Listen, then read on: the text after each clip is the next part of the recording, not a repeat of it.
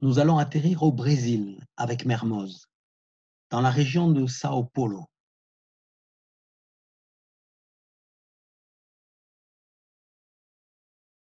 Tarsila do Amaral a 30 ans lorsqu'elle commence à peindre.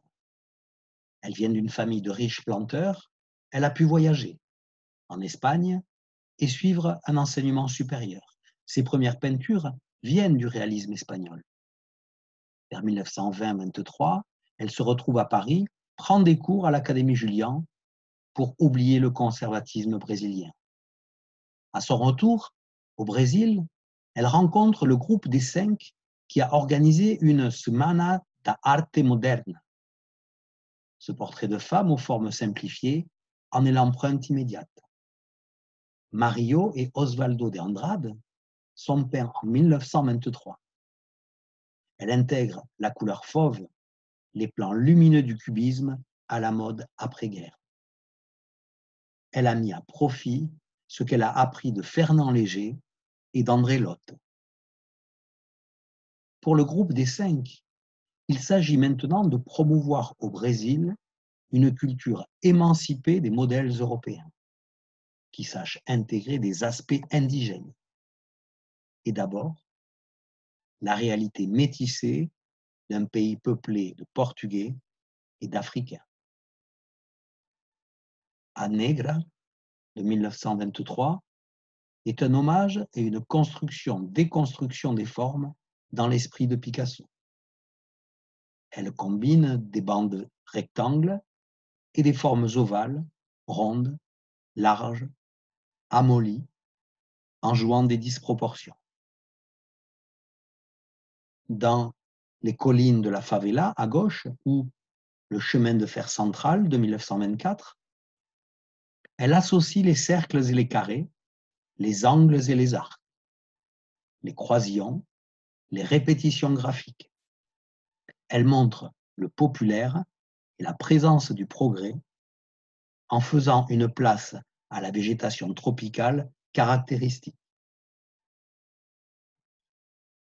A Familia, de 1925, rythme le rond des têtes, le cylindre des cous, du contraste des teintes bleu, blanc, rose, rehaussé par le noir, cadencé sur l'oblique.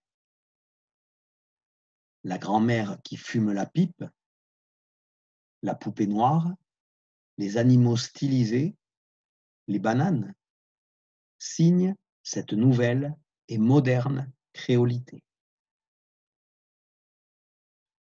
La ville intègre les lettrages qui font partie d'un monde industriel et commercial.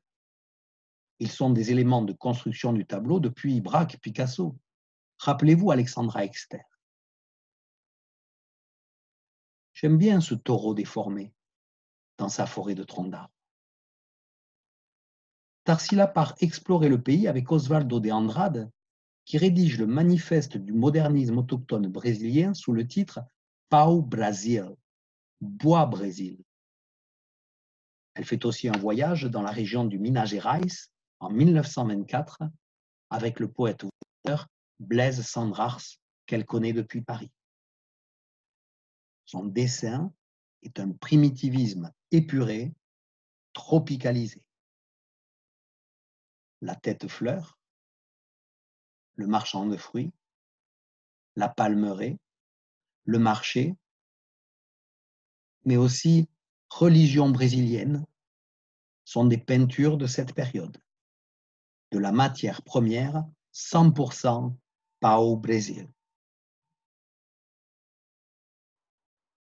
N'entendez-vous pas les oiseaux chanter dans ces tableaux verts et bleutés?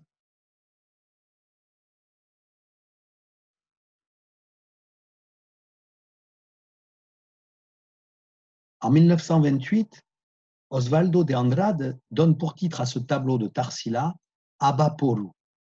Ça veut dire manger en indien tupi-guarani. Dévorer les influences européennes avec un style propre plutôt que d'être dévoré par elles. Tarsila simplifie encore les formes, les fluidifie, les grossit ou les rétrécit, les essentialise. Son modernisme est un primitivisme national qui vit en parallèle avec le biomorphisme abstrait européen. À droite, un tableau en bois de Jean Arp en 1925.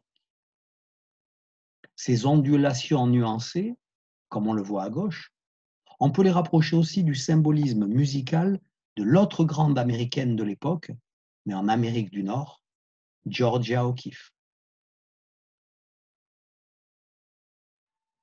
Il y a une dimension ludique dans cet art où la nature simplifiée, l'enfance, la couleur, promettaient une vitalité nouvelle. Les années 30 seront pourtant celles du retour au premier plan de la dure réalité sociale. Tarsila visite l'URSS en 1931. Elle voit la misère des gens. À son retour, elle participe au mouvement contre la dictature des oligarchies brésiliennes. Elle fera 1 mois de prison pour sympathie communiste. Elle meurt en 1973 à Sao Paulo. À bientôt.